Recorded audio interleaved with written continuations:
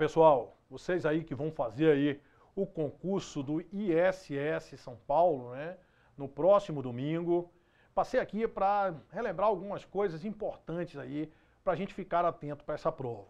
O que é que ocorre, pessoal? O Cetro, né, primeiro foi uma certa irresponsabilidade de contratar o Cetro aí como banca, e eles se sentiam na obrigação de colocar essas provas muito difíceis, né, alopraram aí no final de semana. Então a gente tem que ter um certo cuidado, né? Pode ser que eles surpreendam lá, vindo com coisas totalmente mirabolantes em relação aí à contabilidade. Mas eu vou dizer para vocês o que é que eu espero que vai estar lá na prova, né? Então, pessoal, olha só, o que deve estar lá nessa prova, com certeza, eu falo isso em função do histórico que a gente analisou, só que se ela quiser fazer loucura, né? Tem que ter uma questão lá de lançamento. Vai ter que ter uma questão de lançamento, talvez elementos do lançamento, né? Esse tipo de coisa tem que ter uma questão lá na prova, certo? Tem que ter uma questão lá na sua prova de fatos contábeis. Fatos contábeis, tomar cuidado, né? Fatos, ela adora isso aqui, fatos permutativos, que não alteram a situação líquida, fatos modificativos, que alteram a situação líquida, fatos mistos, que são o quê? Permutativos e modificativos simultaneamente, tomar cuidado com isso aí, tomar cuidado com aquelas fórmulas de lançamento. Falei que lançamento de primeira fórmula e de quarta fórmula não cai na prova, que é 1 em 1, 2 e 2, o que cai de segunda e de terceira fórmula. Segunda fórmula, um lançamento a débito, né, e mais de um lançamento de crédito. Terceira fórmula, mais de um lançamento de débito e um lançamento a crédito. Então tomar cuidado aí com esse detalhe, né? Fórmulas de lançamento, fatos contábeis. Uma outra coisa que possivelmente caiam, né, uma ou duas questões, é aquelas coisas que ele te dá lá um rol de contas, pessoal. Ele vai te dar um rol de contas. E nesse rol de contas, pedir para você calcular algumas coisas. Tipo, para você calcular o... né, normalmente eles pedem, isso aqui é certo, né? Se eles colocarem isso aqui, pedir para você calcular o PL. Pedir para você achar o lucro. Pedir para você achar o ativo. Tomar cuidado, né? Com o quê? Com a duplicata descontada, que hoje é conta de passivo. Tomar cuidado com que contas, pessoal. Aquelas despesas antecipadas todas, né? Tomar cuidado, olha só, toda vez que você tiver alguma conta terminada em verbo no infinitivo, ela vai ser a conta patrimonial. Não existe, né, essa coisa de conta de resultado terminar em verbo no infinitivo, não. Então, se tiver a vencer, a apropriar, a pagar, a receber, vai ser tudo conta patrimonial. Certo? E toda vez que você tem uma conta de resultado associado com a vencer, quer dizer que não aconteceu o fato gerador. Por exemplo, uma despesa a vencer foi uma despesa que você já pagou e não aconteceu o fato gerador, é um direito, é um ativo, certo? Toda vez que vem conta de resultado com esse nome a vencer, ou vai ser ativo ou passivo, né? Então vai ser ativo se for uma despesa antecipada e passivo se foi uma receita antecipada. Tomar cuidado aí com isso aí. Na prova do Cetro, já tivemos provas aí, que na hora de você calcular o PL, né, o PL, você tinha que tomar um cuidado muito grande. Por quê? Porque se você fosse achar o PL através de ativo menos passivo, você não conseguia achar a resposta. Por quê? Porque eles não tinham agregado o resultado. Eles queriam, ele falava qual era o PL, né, dava lá depois do encerramento do resultado, mas não apropriava o resultado. Então o que é que acontece, pessoal? Então eu acho conveniente, se lhe pedir para você calcular o PL, você calcular através das contas de PL, certo? Porque aí você pega, é assim que você faz, você pega, como é que você calcula o PL? Você pode calcular de duas formas, através de ativo menos passivo, ou você pode calcular o PL através das contas de PL mais o resultado do exercício. Por que eu gosto que vou pedir que você calcule desse jeito? Porque se você calculou o PL aqui, né, com o resultado, incorporou o resultado e não encontrou a resposta, pode ter sido que ele queria o PL antes do resultado. Ele pode fazer uma loucura, porque eles querem fazer pegadinha, não sabem fazer prova direito e pode se atrapalhar, certo? Então pode ter certeza aí que vai ter conta lá, né, um rol de contas mandando você classificar para achar o PL, achar o lucro, achar esse tipo de coisa. Pode ter certeza, né? Eles vão colocar uma questão, pessoal. Quando eu falo CPC 27, ali está incluído tudo, né? Para a gente saber o valor que leva para o imobilizado, a gente saber como é que faz a depreciação, né? Como é que você deprecia um bem? É o valor depreciável vezes a taxa dividido pela vida útil, né? Esse tipo de coisa. Devem cair sim uma questão de imobilizado e deve cair também uma questão do intangível, certo? Deve cair sim na sua prova. Acredito que possa cair uma questão de teste de recuperabilidade. Não acredito que caia a questão também de lease na sua prova, certo? Então aí a gente já tem 6 questões aí que eu acho, né, possível que caia aí na sua prova. Fora isso aqui, Silvio, o que é que você acha que pode cair mais na prova? Pode cair na sua prova uma operação com DRE, para você achar aquela coisa do lucro líquido, né, do lucro operacional, esse tipo de coisa. Possivelmente caia uma questão de DRE, certo? Vai cair na sua prova, pessoal, com certeza uma questão da distribuição do resultado, né? Distribuição do resultado. Vai cair, então você tem que saber ali a coisa, né? Participação, ó, aquela ordem daquelas participações, debênture, empregado, administradores, parte beneficiária. Você tem que saber os dividendos, vão ser, né, o percentual fixado no estatuto, se este for omisso, 50% do lucro ajustado. Na hora de você ajustar, você tira a reserva de quê? A reserva legal, a reserva de contingência, reverte a reserva de contingência e tira a reserva de incentivos fiscais. O valor que você tira, pessoal, né, nesse ajuste, é o valor se foi destinação do lucro do exercício, certo? Essa reserva de incentivos fiscais, ela prejudica a distribuição dos dividendos obrigatórios. Então vai cair uma questão de distribuição do resultado, seja você calculando a reserva, né, calcular uma reserva, seja calculando o dividendo, né? Claro, certeza absoluta, né, que vai cair uma questão 9, né, botando aqui na ordem, vai cair uma questão de DVA. E DVA, eu acredito que essa aí da prova de São Paulo, ela venha com números, certo? A DVA não vai ser questão teórica, eu acredito que vai vir uma questão com números. Vai vir uma questão de DFC. E aqui na questão de DFC, você tem que tomar um cuidado, né? Tomar um cuidado muito grande, porque a Cetro foge a outras bancas. Então, quando você tem juros e dividendos recebidos, enquanto as outras bancas tratam como fluxo decorrente da atividade operacional, a banca Cetro trata como fluxo decorrente da atividade de investimento, certo? Tomar muito cuidado em relação a isso aí. Aqui também, pessoal, a gente vai ter uma questão, né? Eu estou falando uma de DFC, mas podemos ter duas. Normalmente DFC, às vezes vem mais de uma, duas aí.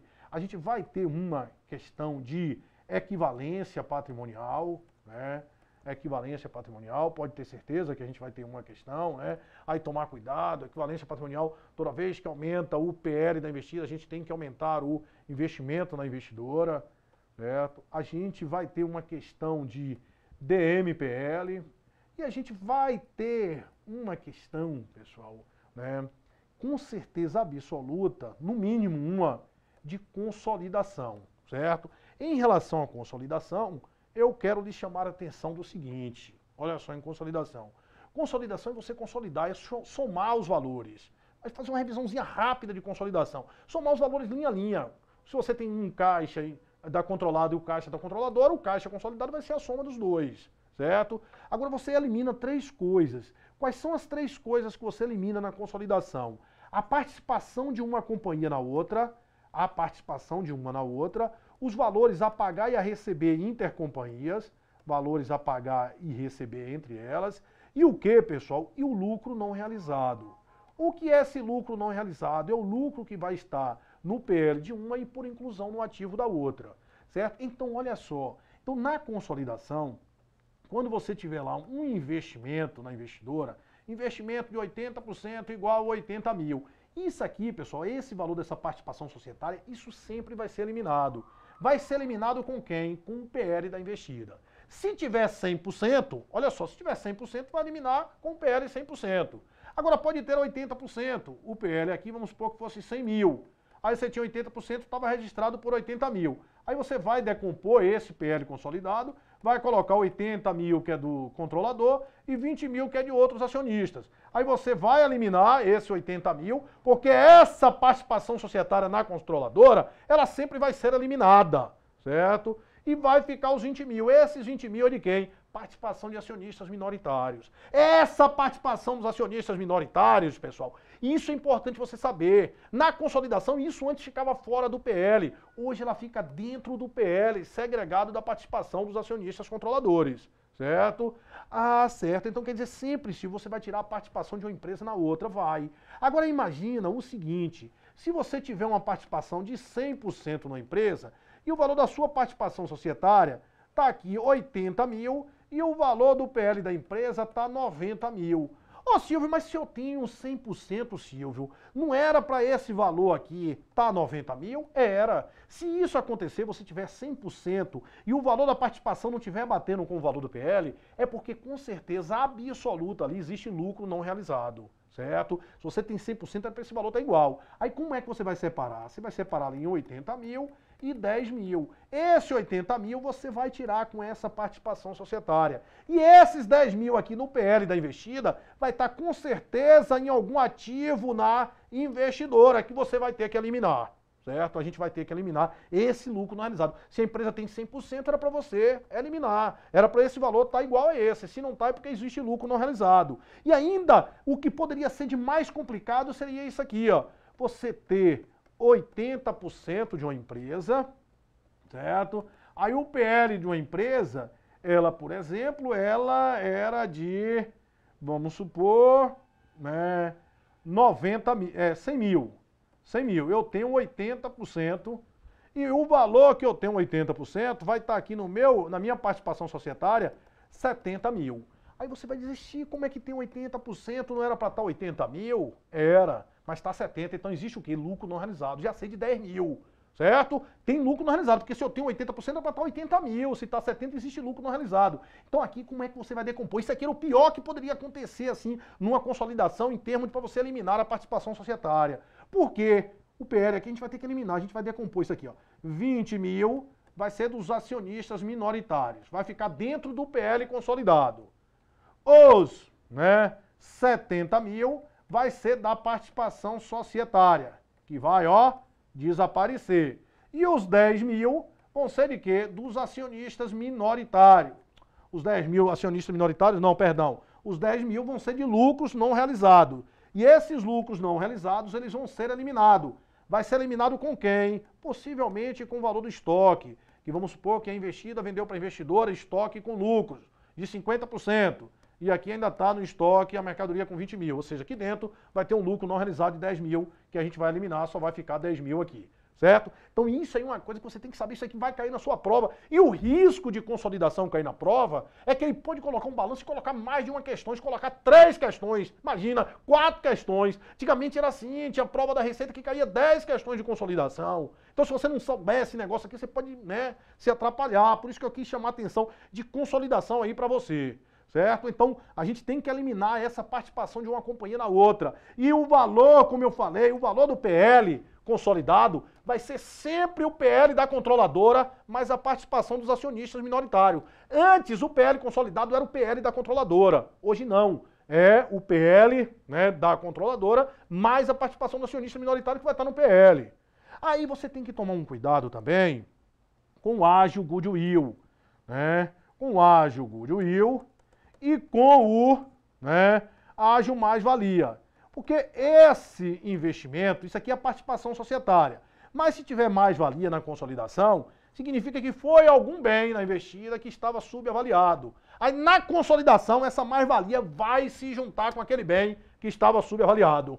E o goodwill, que faz parte nos demonstrativos individual, ele fica onde? Investimento. Mas quando for na consolidada, ele vai para onde? O goodwill ele vai para o intangível. Vai para o intangível, certo? Então tomar muito cuidado com relação a isso aí, certo, pessoal? Então você tem que tirar a participação de uma companhia na outra, os valores a pagar e a receber em intercompanhias e o lucro não realizado, certo? Então muitas vezes, em relação à DRE, o que é que acontece, pessoal? Se uma empresa vende para outra, a empresa investida vende para a investidora, mercadorias por 140 mil, cujo custo foi 100 mil. Ela teve um lucro de quanto a investida? 40 mil, certo? A investidora, se ela ficar com essa mercadoria toda lá no estoque, ela não realizou nada. Então, o consolidado, elas não venderam nada para fora. Porque na consolidação é assim, você vai tratar a empresa A, aqui a empresa A e a empresa B, como se fosse uma empresa só. Então, olha só, se uma vender para outra e essa mercadoria ficar aqui, eu não considero nada de vendas consolidado. Para que tenha vendas consolidado, o grupo tem que vender para fora. Então, se essa vender para essa aqui tem que vender para fora do grupo, certo? E aí o que é que acontece, pessoal? O valor das vendas consolidadas é o valor das vendas que há a vender para fora do grupo. Certo? E o valor do custo consolidado não é o custo que a teve, é o custo que o grupo teve. É o custo que o grupo teve. Entendeu? Então, por exemplo, se A vendeu mercadorias, né, a B vendeu mercadorias para A por 140, cujo custo foi 100, B teve um lucro de 40 mil. Se essa mercadoria estiver toda em A, isso é tudo lucro não realizado. Agora, se A vendeu tudo para fora por 200 mil. O custo para A foi quanto? Foi 140 mil. A teve um lucro de quanto? De 60 mil. Presta atenção. Né? Teve um lucro de 60 mil. Beleza. Aí o que é que acontece? O consolidado. Quanto foi que o grupo vendeu para fora? 200 mil. O grupo não vendeu para fora, é o valor de vendas que A fez. O grupo vendeu para fora quanto? 200 mil. Quanto custou isso para A? 140. Mas para o grupo custou quanto? Quanto foi que B comprou? Qual foi o custo para B? Foi quanto? 100 mil. Ah, certo. Então se liga aí, ó. O valor das vendas consolidadas é o valor que A fez.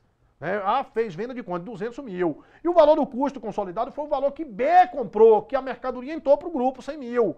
Ah, então quer dizer que o lucro consolidado é 100 mil. Que foi justamente o lucro de uma com o lucro da outra. Isso acontece sempre, Silvio? Não, isso só aconteceu porque não existe lucro não realizado. Porque se existisse, esse valor aí não ia bater, porque uma parcela seria de lucro não realizado, entendeu? Então se liga nesse negócio aí de consolidação, que com certeza vai cair em sua prova consolidação, certo? Vai cair na sua prova. E talvez até mais de uma questão. E outra questão que normalmente eles cobram é aquela coisa da reorganização societária, operações de fusão, de cisão, né, de incorporação. E aí você tem que tomar alguns cuidados, né, que quem delibera sobre esses tipos de coisas de organização societária vai ser a Assembleia Geral Extraordinária, convocada especificamente para esse fim, né, vai ter aquela parte do protocolo, da justificação perante a Assembleia, né, e o que é que acontece? A operação de fusão, duas empresas, né, se unem, a empresa A se liga à empresa B para formar a empresa C, que vai suceder em direitos e obrigações. A empresa A aqui some, essa empresa B aqui some, só vai ficar a empresa C. A gente pode ter a incorporação A, por exemplo, e incorporar B. Quando A incorpora B, B sobe, só vai permanecer A. E a cisão que você pode ter de várias maneiras, né? A cisão, a gente pode ter cisão, você tem uma empresa A, ela partir na empresa B e C, empresas já existentes, empresas criadas para esse fim, uma parte de empresa existente, outra parte de empresa criada para esse fim, e ainda pode ser que remaneça um patrimônio de quem, pessoal? De A, certo? E aí eu chamo a atenção o seguinte, você tem que tomar cuidado. Essas operações, fusão, incorporação e cisão, né? Elas, para serem aprovadas, elas dependem de aprovação de quem? Dos debenturistas. Vai depender de aprovação dos debenturistas, certo? Mas é dispensada essa aprovação dos debenturistas se for garantido num prazo mínimo de 6 meses o resgate dessas debêntures. Beleza. Aí o que é que eu quero que você saiba ainda? Em relação à fusão e incorporação, os credores prejudicados, eles têm até 60 dias, né, após o ato, a publicação do ato, para anular judicialmente esse procedimento. E se até, né, pessoal, nesse prazo as empresas falirem, ele pode pedir a separação dos patrimônios. Então aqui tem 60 dias na fusão e incorporação, os credores que se sentirem prejudicados para anular o ato. Na cisão, pessoal, na cisão, o que é que acontece? As empresas, elas vão responder, pessoal, né, pelas dívidas relacionadas no ato de cisão, certo? Pelas dívidas relacionadas no ato de cisão. Beleza. Aí o que não tiver relacionado no ato de cisão, elas vão responder proporcionalmente, elas respondem, né, solidariamente por aquilo ali que não estava no ato de cisão. Mas pode ser que no termo lá da cisão fale que não, que a empresa só se responsabilize, ela só se responsabiliza pelas obrigações relacionadas no ato de cisão. Aí, pessoal, se tiver isso, ou seja, não tiver solidariedade entre as empresas cindidas, qualquer um que se sentir prejudicado pode questionar isso aí, certo? Mas para questionar isso aí, tem quantos dias? 90 dias. 90 dias, enquanto que para a fusão e para a incorporação, os credores prejudicados são 60 dias. Aqui não, aqui é aquelas dívidas, se falar que só respondem pelas dívidas relacionadas, aí quem se sentir prejudicado tem 90 dias para tentar anular aquilo ali. Beleza, pessoal? Então, né, falando aí disso aí, a gente falou dessa reorganização societária, aí completamos de falar aí, né, 13 questões, possivelmente uma a mais de DFC ou de consolidação e uma de reorganização societária. É o que eu acho que vai ser sua prova. Eu acho que sua prova vai estar aqui. Beleza? Então um grande abraço, sucesso aí nessa prova domingo e depois lembra aí de me convidar aí pra gente tomar essa cachaça juntos aí. Um grande abraço.